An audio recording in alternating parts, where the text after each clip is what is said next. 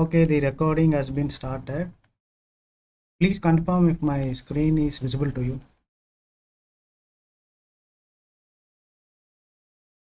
Are you able to see my screen? Okay then.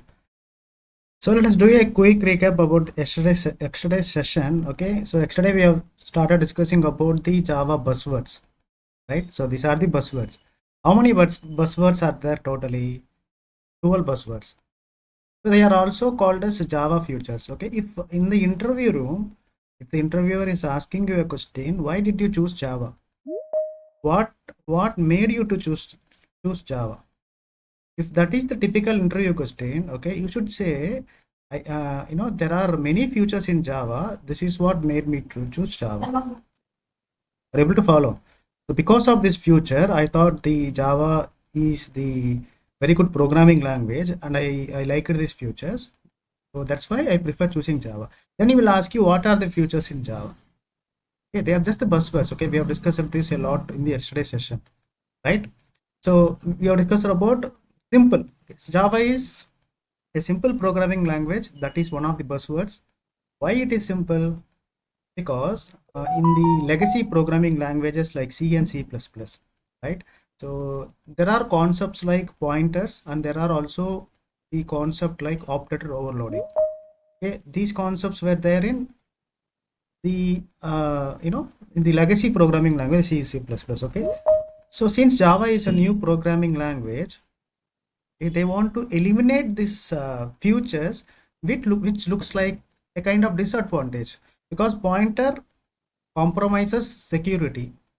Operator overloading is going to create a lot of confusion. So they have removed these two features. Because of this removal, the Java becomes simple than the previous languages which were C and C++. And also, they have introduced the concept of platform independency and architecture neutral.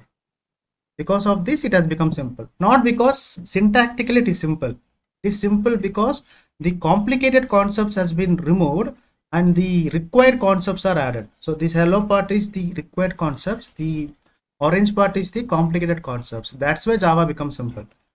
Okay, then interviewer will be satisfied. And next question is going to be what? Why Java is platform independent programming language? We have a several discussion about this. For platform independency, you should remember this acronym WORA. WORA means what? Write once and run anywhere. A piece of Java code, if you're writing a piece of Java code in the notepad, and if you want to say that this Java code is representing the Java language, okay, in notepad you can write anything, you can scribble anything. So if this is my notepad, you can write anything. So this is a simple English. How you will make the computer to understand that this is the Java programming language. Okay, so when it is in simple English, you will say with .txt extension, right? But when you want to say that this is not a simple text, it is a Java programming language, then you follow .java extension. Any Java file has to be saved with .java extension. Okay, so just imagine that this is written in the notepad, and you want to use your computer which is working on Windows operating system. You will perform compilation. Compilation will convert this a.java file to a.class file. It is like a bytecode or intermediate code. You don't even understand this. Even computer does not understand this. This is a neutral code, bytecode. Okay, so conversion will happen. Compiler will convert the a.java to a.class file. And again, you can transfer this .class file to any operating system. For example, if you're transferring it to Windows operating system, right? And this Windows operating system is going to have its own JVM, Java Virtual Machine, right? This is going to convert this .class file to the machine understandable language. Which machine understandable language? Windows machine understandable language. Then the execution will happen, right? And if you're transferring to Linux operating system, this Linux is going to have its individual JVM for Linux. This is going to convert this .class file to the Linux understandable executable code, which is what the the executable code. It is going to generate an executable code that is understandable by Linux operating system, right? So you're writing the code once. Code has been written once, but you are able to run it anywhere, running any number of times. Like this, you can choose many number of operating systems, thousands of operating systems. Write the code once, you can execute that code anywhere on different platforms, no matter what the platform is. That is why it is called as what? It is called as what? A platform independency. right? Just think about ORA. ORA means what? Write once, run anywhere. Okay, it's platform independent. I have given you the complete theory also, okay, in the YouTube description. If you want, you can see that. Next one is why is it is architecture neutral, and why it is portable, and why it is secure. Why it is architecture neutral? So actually, what is an architecture? Architecture is a combination of hardware and software. When you talk about computer architecture, you talk about hardware as well as software. This combination is called as an architecture. Okay, in your computer, if you're writing again a piece of Java code, right? And let us say that currently you are working on this architecture. I mean, your computer has assembled with this architecture, like 4 GB RAM, 500 GB SD card, Ryzen processor, and software component is like Windows 32-bit operating system, right? And you're successfully executing this code in your machine with you're comfortable executing this code, right? In future, if you are if you're making some enhancements to your operating system, if you want to improve your operating system, what do you do, right? You convert this hardware 4 GB hardware to 8 GB, I mean 4 GB RAM to 8 GB RAM, and you can convert the hard disk size to 500 to 1 TB, and you can also change the processor, and you can also change the software. Because of this architecture changes, because of this architectural changes, the program will not get affected, right? You do not want to make any changes because the architecture is changed. It is not like that. Whatever the architecture that you choose, the code that you're writing, the dot class file that is generating is going to be neutral always. It is going to be neutral always, whatever architecture that you choose. Able to follow?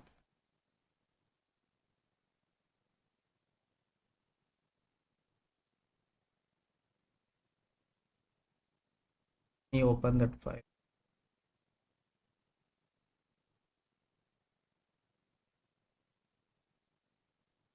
This one, right? Architecture neutral. We have now, you got to know what is architecture neutral, right? So the dot Java file and dot class file are stored in your computer, and even though if you make changes to your architecture, you do not want to make changes to your code because the architecture is changed. Code is going to remain neutral. That's why it is called as what? Architecture neutral. And even for architecture neutral, you are going to say ORA.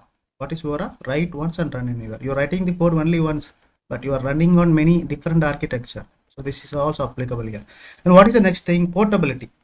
Okay, portability is what we have discussed about the mobile service providers like Airtel and Aircel. Okay, if you have a number in the first generation of mobile phones like Nokia during 2000s, right? You are allowed to change the service provider from one network to another network, but the number, you cannot retain the same number.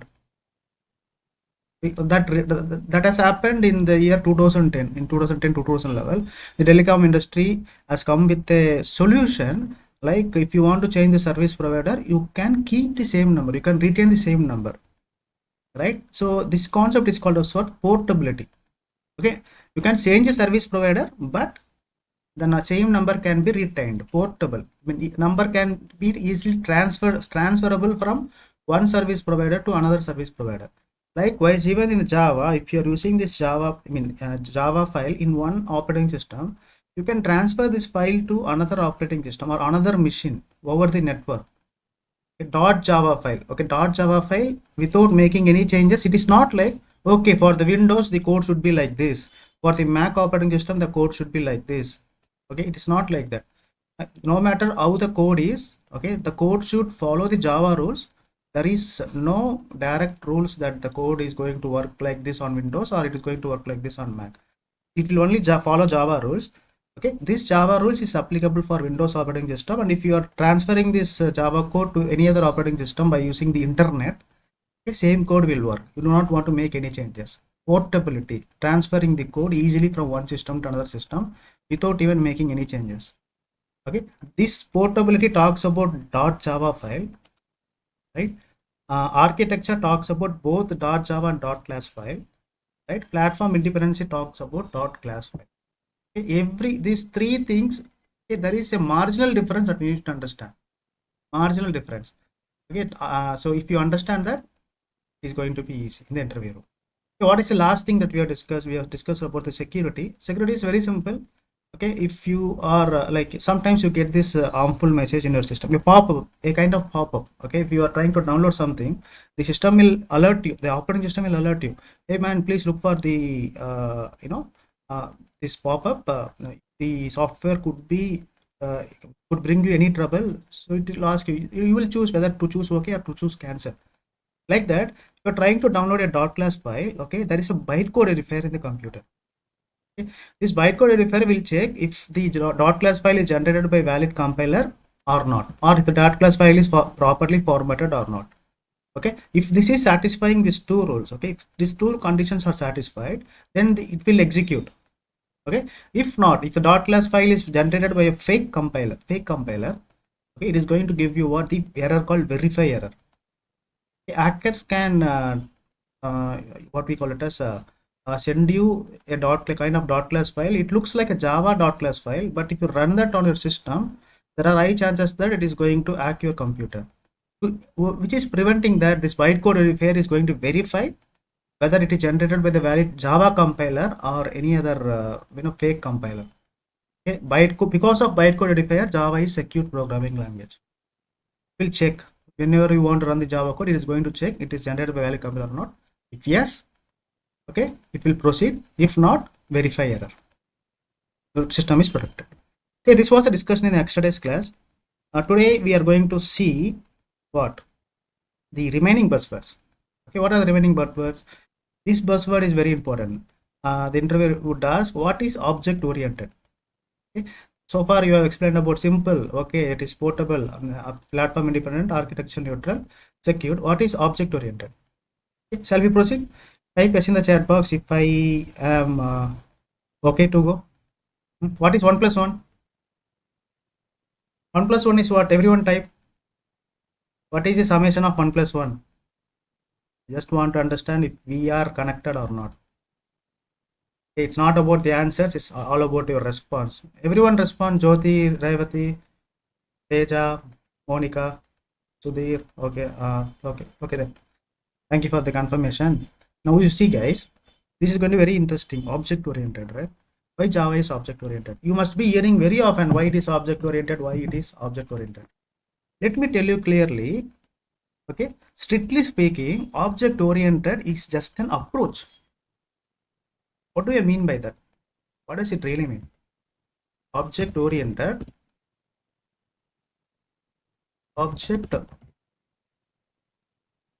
is just an approach. Is an approach to solve a problem. What does it really mean? Okay, let us take a real-time scenario. Let us say that you have a big problem. There is a problem. We don't know what the problem is, but there is a problem. This problem needs to be solved. Okay, we have a problem and this problem needs to be solved. Okay, how the problem can be solved? Okay, you are giving this problem to the person A. Okay, there is a person called, the name of the person is A person. A person A, I want you to solve my problem. Okay, what person will do?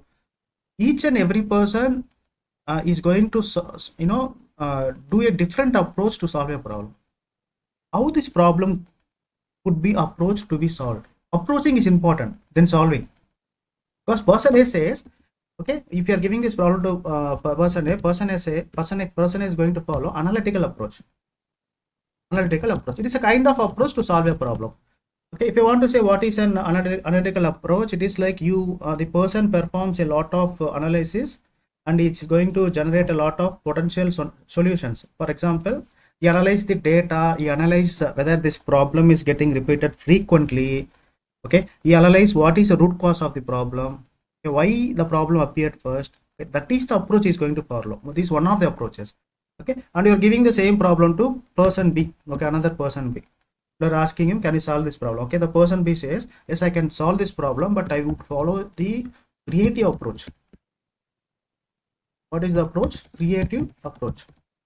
Okay, and you are asking what is a creative approach? He is saying that okay, he is going to visualize the problem. Imagine the problem and its related ideas to identify what? To identify the actual cause of problem and actual connections. Creative thinking. Okay. The third one is what? You are approaching third person to solve the same problem, and the third person is following an approach called the logical approach. When I say logical approach, you will create a kind of flow chart. Okay, you will visualize the problem and you will solve the problem using the flow chart kind of how the problem started, why it is started, when it is started, okay, why it is still there, how it could be solved. Okay, logically will think.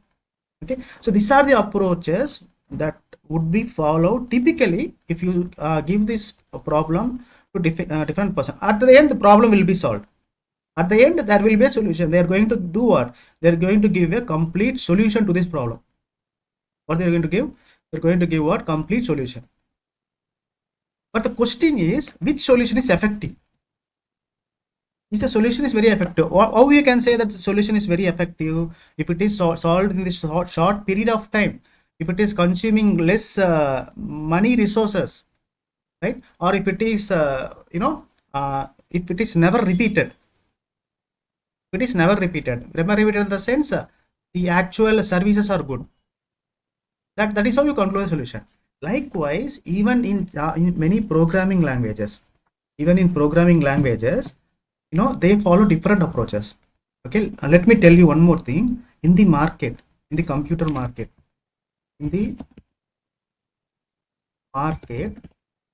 okay, there are about more than 1,000 programming languages. There are about 1,000 programming languages. Each and every programming language is going to follow a different approach to solve the problems. Okay, C program language will solve the problem in a different approach. C++ follows a different approach. Scala follows a different approach. Like that, things are like that. Okay, so the computer people, okay, the computer era, the computer technology, right, as it is being evolved, they have find a pattern. Okay, that pattern is called as what? The programming paradigm. Programming paradigm.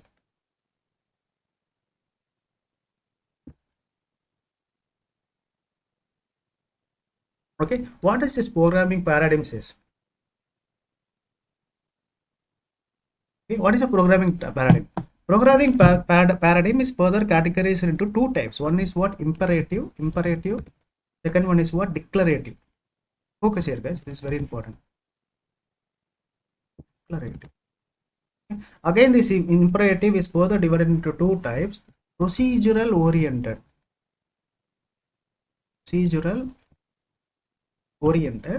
Second one is the object oriented.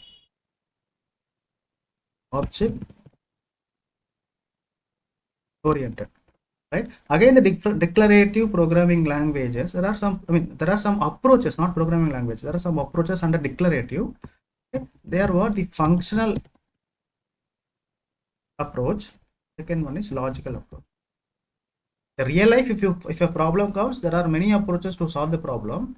Likewise, in the computer application, in the programming languages, okay, how the programming languages are working, how they are approaching to solve a problem, what kind of things that they are using. Okay, this is how it is categorized. Okay, they say it as a programming paradigm. Okay, under the programming paradigm is divided into, classified into two types. Okay, one is imperative, second one is what? Declarative. Okay, again, under imperative, there is a concept called procedural oriented and object oriented. These are the concepts, right? And again, under the declarative, there is functional and there is logical. Okay, if you ask me, some few languages are following this procedural oriented approach. What are they? C language is following procedural oriented. Okay, there is a language called BASIC. Okay. There is a language called Fortran. Okay. They are following the procedural programming approach, which is following Java, object oriented approach. C++. Okay.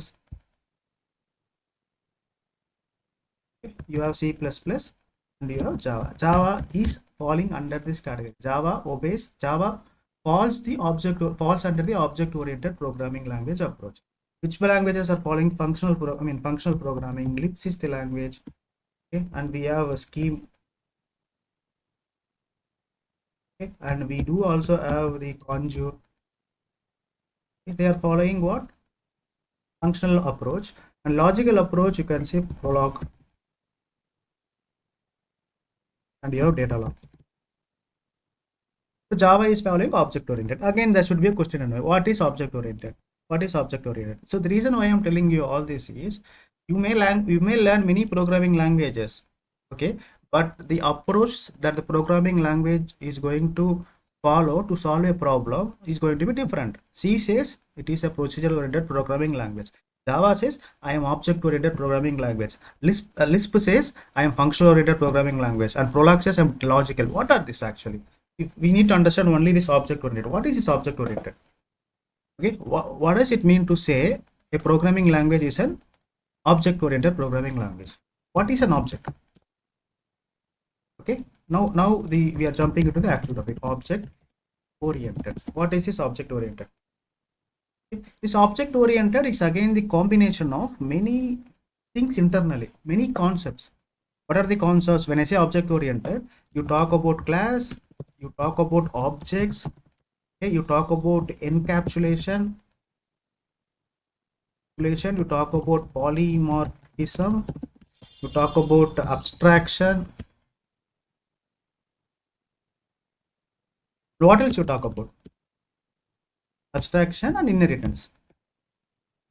These are the internal combinations where the object oriented programming language is following. Okay, the combination of all these concepts is called as what? Object oriented. Question is, sir, plus can you please explain me what is an object? Okay, that is the $1 billion question now. Okay, now see, everything is an object in Java. So when I say object, one thing is going to come into your mind. Okay, you always imagine about the things that is surrounding you. Like the phone is an object, the mouse is an object, the keyboard is an object. You imagine the physical things. But when it's come to Java, object means nothing but the memory allocation. Okay, every memory allocation is an object. That's it. It talks about the memory that you are going to allocate by using the Java programming language. So this is how you can classify object in the programming language. Object means memory allocation, not the physical thing. Memory allocation. Okay, we want to convert this to a real-time analogy.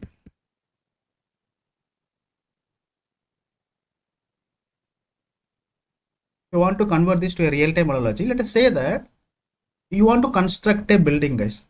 Let us say that you want to construct a building. What do you want to construct? You want to construct an house.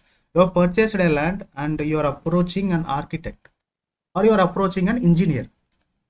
To do what? To construct the building, you are approaching what? You are approaching an architect, or you are approaching an what we call it as the engineer, right? After approaching the engineer, okay, the engineer is going to give you the estimation, right? Is going to create a plan. A plan will be created, and the plan will be created accordingly. He will also consider the directions, okay, north, south, east, west. Okay, so he's going to draft a plan, right? And he's going to say, if this is the piece of land in 500 square meters, right? He says 70% of the construction would be on part of the hall. Okay, let us say that this is hall. Okay, from hall there is the way to go to the bedroom, right? And here is the kitchen, right? And here is another bedroom. From here you can go to another bedroom, and this is kitchen. This is how the plan is drafted, right? And he says this is the entrance. This is the entrance. And after designing the plan, this plan is designed by an engineer. After designing the plan, he would also give you the estimation, right? He gives you how much it is going to cost, estimation, budget expenses, estimation, right? Okay, how much area this house is going to occupy on your land. Okay, he's also going to say the time estimation. Budget estimation is there, time estimation is there. He will also give you the information about the raw materials that is required to construct this house. Okay, also the labor strength.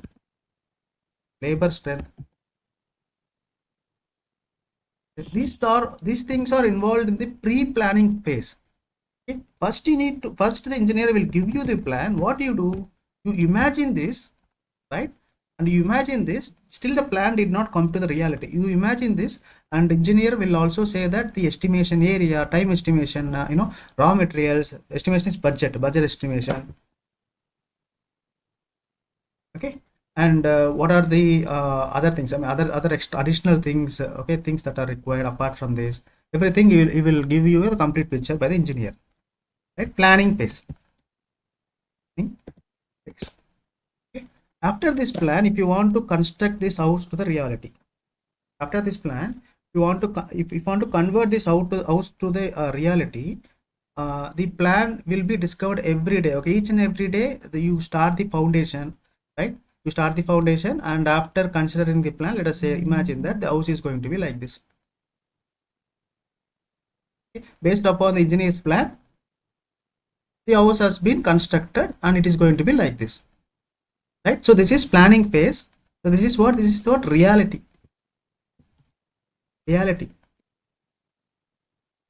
It takes some time because each and every day you discover something is happening to your house, and the foundation starts, and the the slabbing work starts, and the concrete work starts. Everything will be constructed each and every day, right?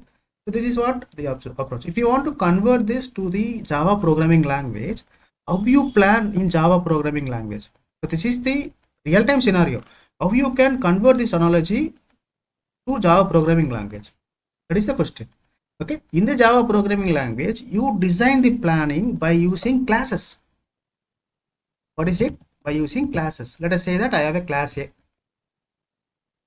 Okay, inside my class A, I need to write some, I need to do what? I need to make some planning. How I can make some planning? I will consider two things. One of the things are properties. Second things are what? Behaviors.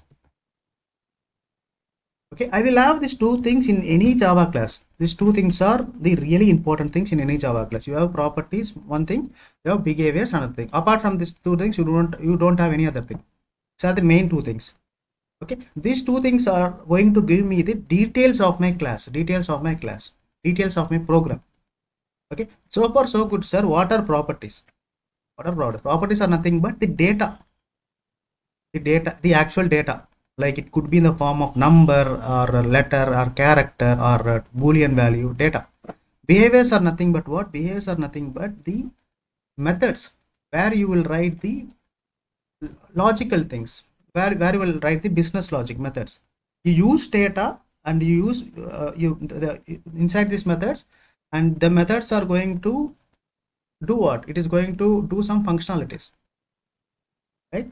So in the house construction, in the planning phase, this is how you plan. But in Java, this is how you plan. How you will plan? You take a class. Inside the class, you take properties and you take behaviors. What are properties? Properties are nothing but what? Java. Data. Behaviors are nothing but what? Behaviors are nothing but what? Methods. So all the properties and behaviors are encapsulated into a single unit called as class. You created class. Okay, this snippet is same as the planning phase in the real-time example. Right? This is how you plan in Java by using a class. Right? In the real-time example, this is how you plan if you want to construct a house. Are able to follow? Right? After constructing the plan, after creating the plan, you want to get this reality, right? So for the house planning, this is a reality. For the Java class, how you will make the reality? How the reality is going to happen, right? Now let me tell you one more example. Okay, now let us see. Now you know what is a planning phase in Java. Okay, creating a class is nothing but planning phase. Class talks about the planning. Okay, it talks about what? The blueprint. What is a class? It is a blueprint. Planning or blueprint? Blue. Now you have got some idea about what is planning. This is just a blueprint. Let me mark it as blue. Okay, now in future, let us say that this is my house. Let us say that this is my house. In future, one of my friend is visiting my house. He's saying, hey Balaji, your house is so good. I would like to construct the same house like the way you constructed. Okay, what I will do, I will just give him the plan that is given by the engineer. Okay? He can take this plan and he can choose his own location, right? and he can modify some changes. He can build the same house. So let us say that this house is in Chennai. By using this same plan, he can build the same kind of house in Hyderabad. But he can modify, he can do some changes. He can make it little narrow, or he can make it little long. Okay, so he can make it little bigger. Some modifications can happen. Some modification can, he can make some modification in the from the actual design. If your house is constructed on 500 into 500 area, this house could be considered 10,000 into 1,000 area, little big, but everything is going to be same. Look wise, cost wise, I mean cost wise will increase, budget wise will increase, but modification, manipulations can happen in the plan. Plan is same, but little manipulations. Right? Again, if some other friend is seeing, and even if he's interested to construct, he may construct a small house. It's a manipulation. This house can have a different kind of what we call it as things. Okay, you may keep refrigerator, washing machine, some high technology things. This house may not have that. This now may have different features, like they might have air conditioner. Okay, some high tech things. This house may not have, but the plan is same. Things are different inside. Right? Likewise, even in Java is just a piece of code, right? Okay, a blueprint, you can say that if you want to imagine the Java code, the planning phase can happen by using classes, class A, something like that. Right? How you are going to get this reality? Okay, by creating an object. How you can create an object? I have been telling you. Okay, just keep this in mind. Class name A. What is the name of the class? A. Followed by any variable name. Let us say that obj1 equal to new A. Okay, the moment you write this inside your code, somewhere inside the code, in the main method, okay, what Java is going to do, Java will create a memory, or it will create an object will be created, right? The name of the object is going to be what? obj1. Why obj1? This is the reference variable, obj1. I have given you the syntax already, right? One object is created. This object is going to have some data, right? This data and methods, properties and behavior, right? And if you are doing, once again, if you are doing a obj2 equal to new a, right? Again, one more object will be created, and again this is going to have data and methods, properties and behaviors, you can say, and this reference is going to be, right, obj2. Right? So in this programming language, the class, when you create a class, okay, when you want to create objects, right, you can write class only once, but the object can be created many number of times by using the new keyword. Every time you use a new keyword, one object will be created. Every time you use new keyword, another object is created. What you are doing, you are constructing an object from your Java class. You are constructing your object from what? From the Java class. That's why class is called as blueprint or template. Class is called as what? Blueprint or template. Okay, objects are called as what? Objects are called as instance of a class. Instance of it, because it is an instance that is getting generated from a class. Able to follow, right? Now you see the another example. Okay, now you see this example. You will give the complete picture. You want to design a car. Design a car. Let me take a class called as car class. Focus here. I want to design a car. I want to do the planning. Okay, I'm taking the class as car class. Okay, every car is going to have two things, guys. One is what? The name of the car, right? And it is also going to have what? Name is going to be in the form of string type. Very simple. A name means something, a sequence of characters that should be placed inside the string. We will see these data types in the future. Just try to understand the what is object oriented. Okay? And every car is going to have a color. I am taking two properties. The color is represented in the form of string again. Okay, name and color, two properties. What are the behaviors that I can create? I can take a behavior like the speed behavior, the speed of the car. The second behavior I can take like the braking, speed and brake. Okay, if I ask you, this is the blueprint of a car, right? And Every class will have properties. These are the properties and these are the behaviors. Properties are nothing but the data. Behaviors are nothing but what? The methods. Right? This is the car class. Right? This is the car class. If you want to create an object for this car class, what you're going to do? Okay. It is just like blueprint. If you want to create an object, you say car OOPL. Name of the class is what? Car itself. Okay. C1 equal to any reference variable you can give. Okay. Just do me like this. Syntax is like class name, variable name equal to new keyword, class name. Just convert this syntax. That's it. What is a class name? Car is the class name, right? Car. Okay. Any variable name you can give equal to new. Okay. The moment you do this in the main method, the moment you do this, and an object will be created. Okay. This object is a car object. Okay. Reference variable is what? C1. C1, right? It is going to hold the properties. What are the properties that you have? Data. What is the data that you have? Name data and the color data, right? Name data will be there and the color data will be there. Since you did not declare any name, by default it is going to be what? It is going to be null. Okay. This is also, color is also going to be null. For one object, one memory is allocated behind the scenes, and if you want to create another object, okay, this time I want to create an object like car C2 equal to new car, right? And again another object will be created. Memory is getting allocated in the RAM. This is C2.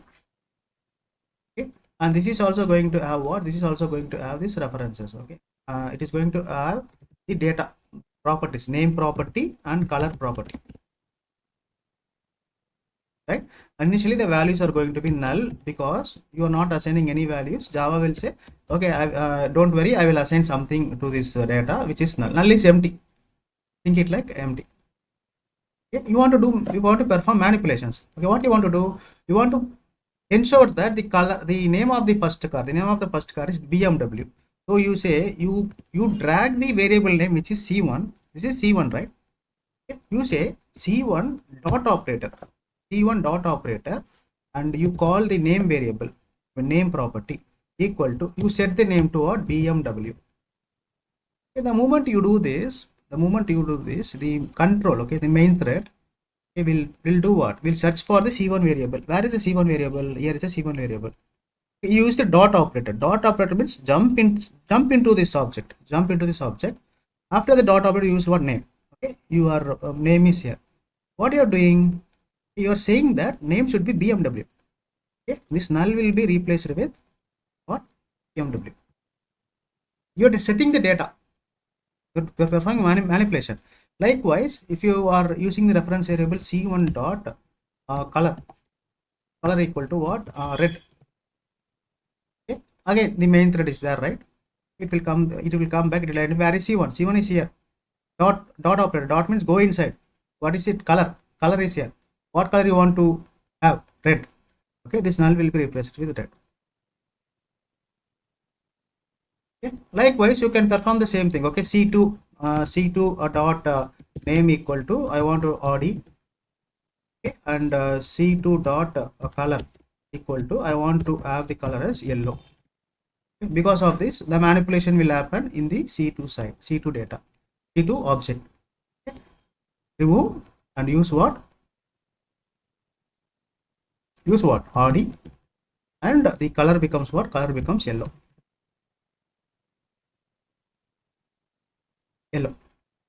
Right? In the future, if you print system.out.println, okay, if you print C1, okay, you get what? You get the Audi name, and you get BMW. So data is filled. Object is filled with data. C2 equal to what?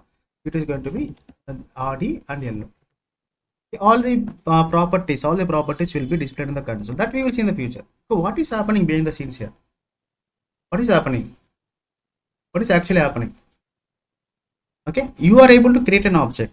Everything, if you are writing a class, if you want to give some functionality to this class, object is necessary. You want to create an object. Everything is an object in Java. After creating an object, you can manipulate data, you can modify data, you can call method. right? This object creation is very important. You are converting the plan into the reality.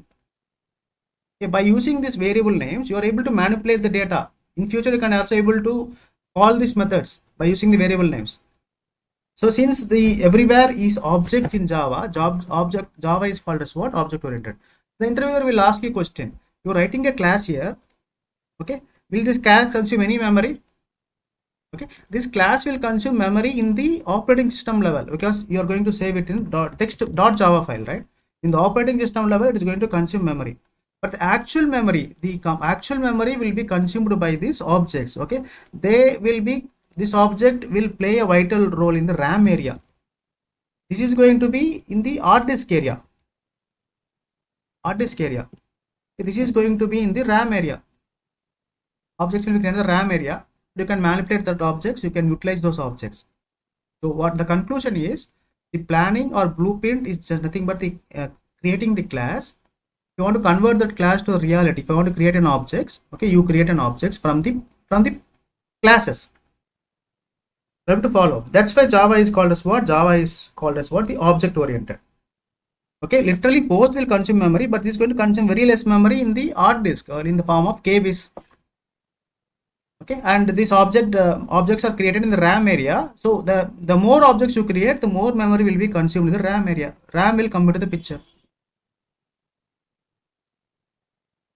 You're able to follow difference between what now you got an idea what is an object in Java programming language. Yes or no? Now we have understood what is an object. Right? So I will give you some theory. Okay, in Java, everything is an object. Everything is an object, and the class is a container. I can say that the class is a container that is going to do what? That is encapsulating what? That is encapsulating. What it is encapsulating? The data and the behaviors together. Class is going to have two things: data and behaviors. Data are nothing but the the variable names. The behaviors are nothing but the methods. Okay, together as a single entity.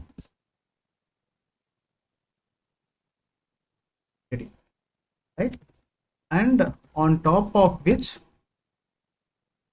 you can create an object and perform manipulations.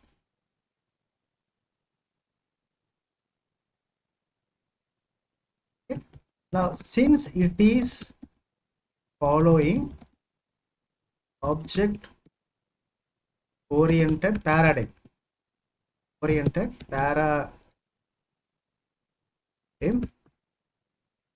is called as object oriented programming language. As simple as that.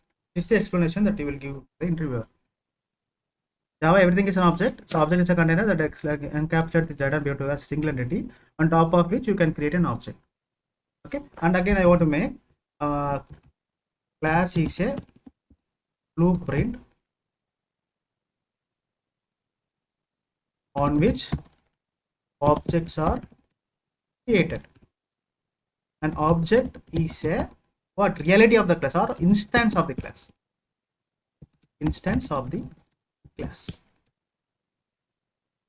Right? So this answer will satisfy the interviewer. Object oriented. Why it is object oriented? You can give this explanation. Okay, and you can imagine all these examples. Okay, now we have successfully completed what is object oriented. The next very beautiful concept is there. Okay, that concept is called as what? Where were we? Okay. Now I want you to understand this concept, very easy concept, multi-threaded. Why Java is multi-threaded? One of the major features. What does it mean to say a programming language is a multi-threaded programming language? Right? To understand this, let me take you through this. Okay, now you just see this, guys. Okay, there is a person sitting in front of laptop, right? And if you observe him, he is actually doing the multitasking. So he has opened a calculator. He's working on the calculator. Parallelly, he's working on the word art. He's typing something, and also he's browsing the internet. Browsing. He's using a lot of browsers. At any point of time, if you observe him, there are many multiple tasks is happening around him parallelly. And also, this person, if he wants, he can connect to the music also. He can open Windows Media Player. Okay, and he can open a small YouTube tab and he can watch YouTube videos. Parallelly, he can do same thing at the same time. This concept is called as what? Multi-threading. What this multi-threading is has to do with what this multitasking has to do with multi-threading. First of all, let us understand what is single tasking. In order to understand multi-threaded, we are discussing about what multi-threaded. What is this, guys? Okay, multi-threaded. To understand multi-threaded, we must understand about the tasking. Okay, what are the tasking? There's a tasking called single tasking. There is a tasking called multitasking. Okay, to understand this, let us say that there is a piece of work. Okay, there is a piece of work. Okay, this is a piece of work. Okay? If you give this work to the person A, you're giving this work to the person A. Let us say that you're giving this work to Ajay. Ajay says, sir, I am going to complete this work in 10 days of time. 10 days of time. Because he is only working on this work, and since he's the only person who is working, it may take a lot of time, right? So what I'm doing, I want to complete this work in short period of time. Okay, I want to hand over the same work to two-person. Okay, let me say that I am handing over this work to the person Lakshmi. Right, Lakshmi says, I can do this work because the more persons you add for a particular work, the time is going to get reduced. Instead of taking 10 days of time, both combinedly can complete this work in a matter of 5 days. Okay? If I add another person like Srikant, the combination of 3 persons will ensure that the work is going to get completed in 3 days or 2 days.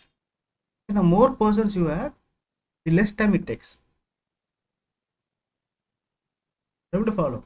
Likewise, even in Java, okay, if you are having a class, say that there is a class A. Okay, let us say that this class A as a main method, okay, main method, and inside this main method you are placing at least how many instructions? Okay, there are about 10,000 instructions to be executed inside this main method.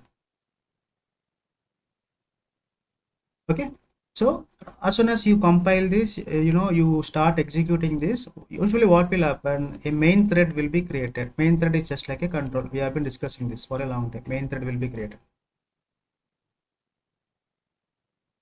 Okay, this main thread will get access to the main method.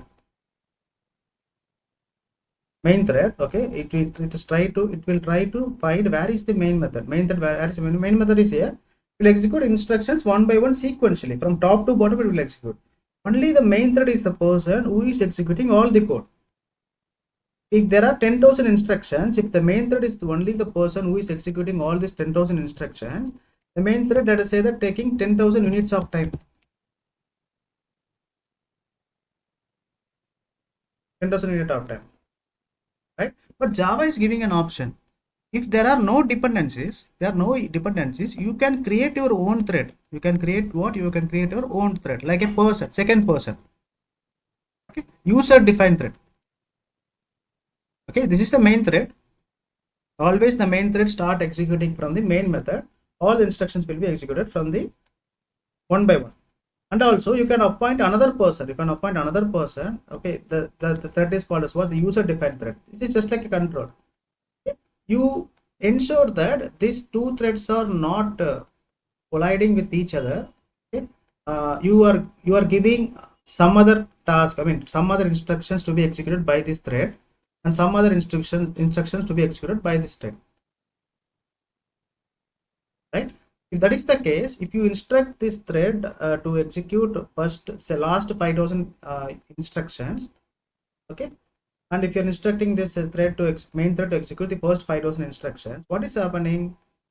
The units of time is going to get reduced to off, right? So only 5,000 units of time gets consumed. Of time gets consumed. If you two threads are acting to execute 1,000 instructions, considering that each instruction takes 1 unit of time, if there are 10,000 instructions, right? If only one thread is acting, 10,000 units of time. If two threads are acting, 5,000 units of time it is going to take. The time is going to reduce off, right?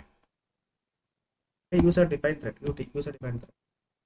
Right? What you are observing here, if the time is reduced, if your application is taking less amount of time, it means that it is going to have the high in performance. Okay? The less time it consumes,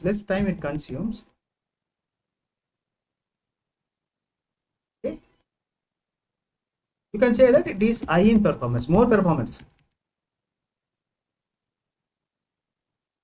Very simple, guys. See, we are bachelors. Sometimes we go outside and we stay in Hyderabad or Chennai, and we take PGs, right?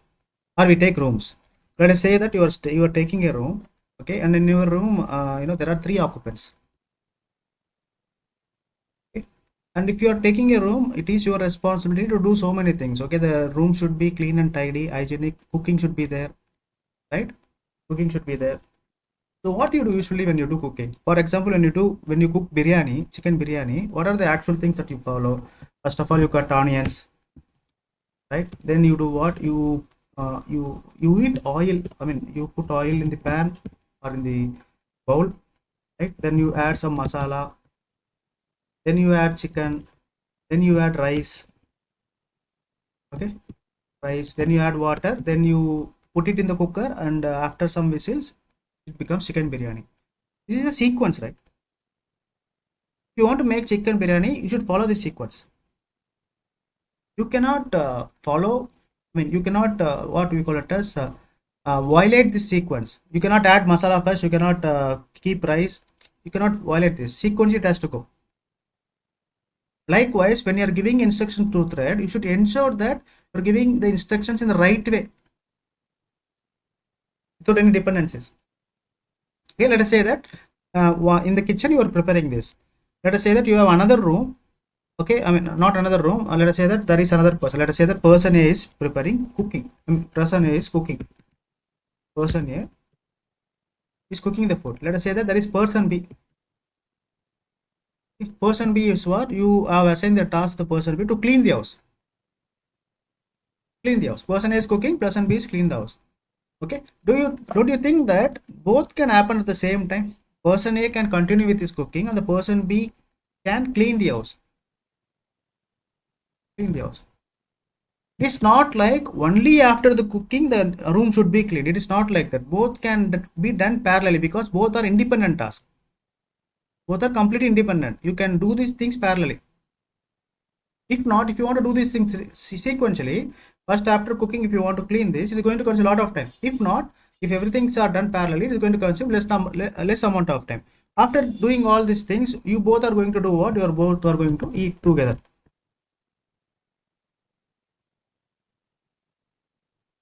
Right?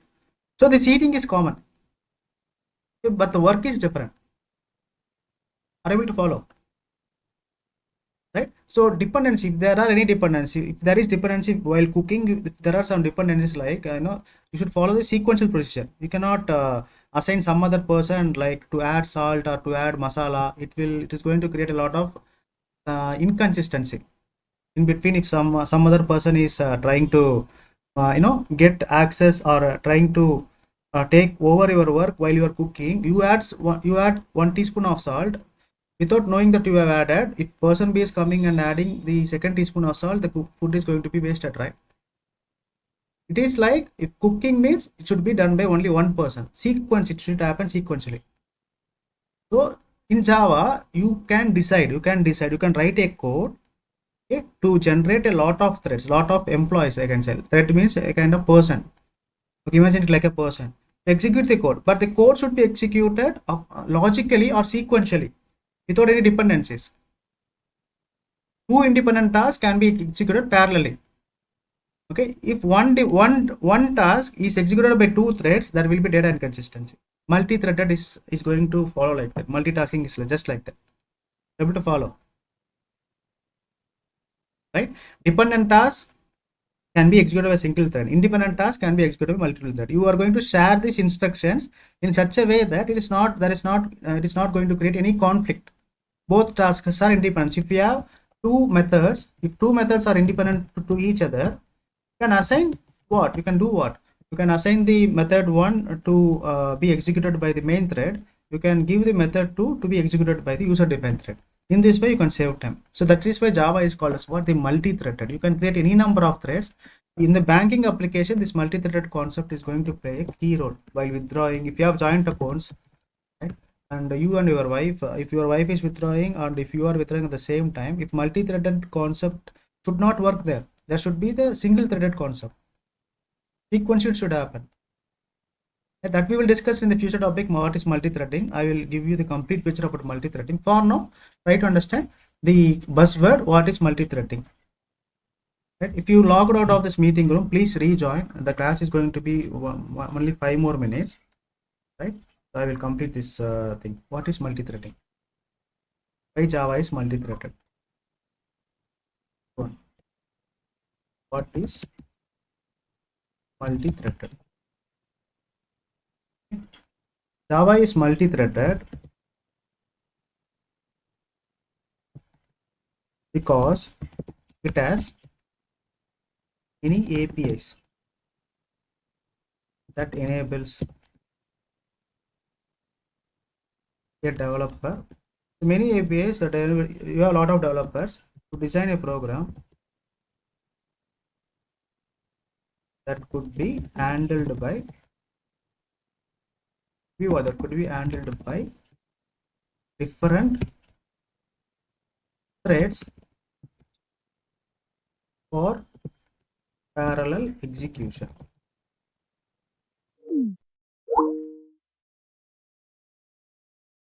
This is why it is called as multi-thread.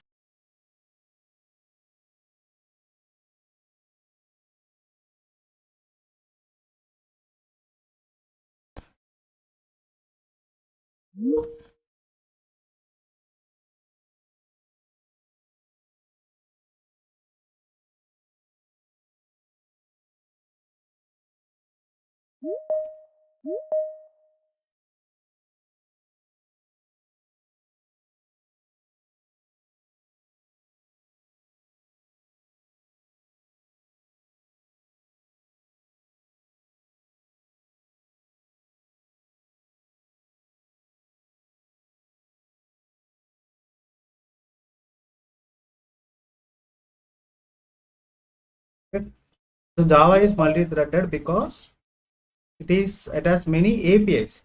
It has many APIs.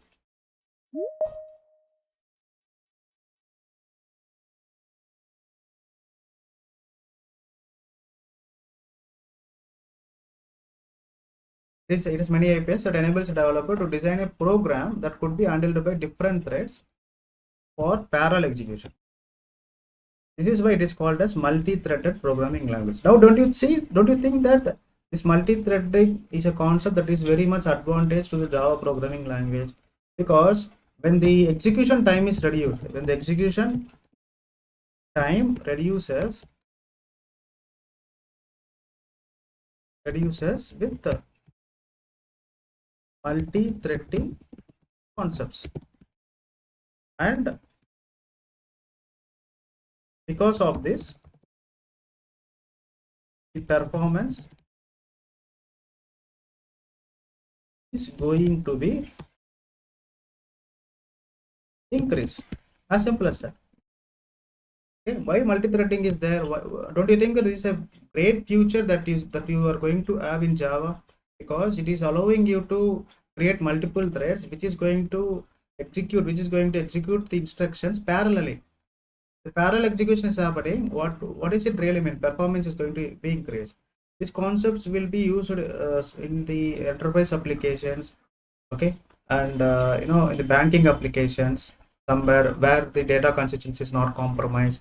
But this is a very big topic. Multi-threading is a very big topic which we are going to see in the future classes. Okay, now we are understanding this multi-threading concept in the what level? In the buzzwords level. Buzzwords level. Okay, what are the remaining things that we have? What are the remaining things that is that needs to be covered? Right? Robust. Why it is robust? And why it is compiled and interpreted, why it is distributed, dynamic program by programmers. Okay, this part 5 topics will be covered tomorrow. Then we will start our Java first programming language. There again you will get to know what is a class, what is an object in detail. Now I am explaining everything in a plain way, just what is what. Okay, as soon as we start entering into the Java programming language, you will find it very, very interesting. Those control flow will be very amazing. Trust me, you'll get goosebumps. Theory part could be a little boring, but these are the important things. This is how it could be understood. Okay, these are the interview. You get a lot of interview questions out of this, right? So I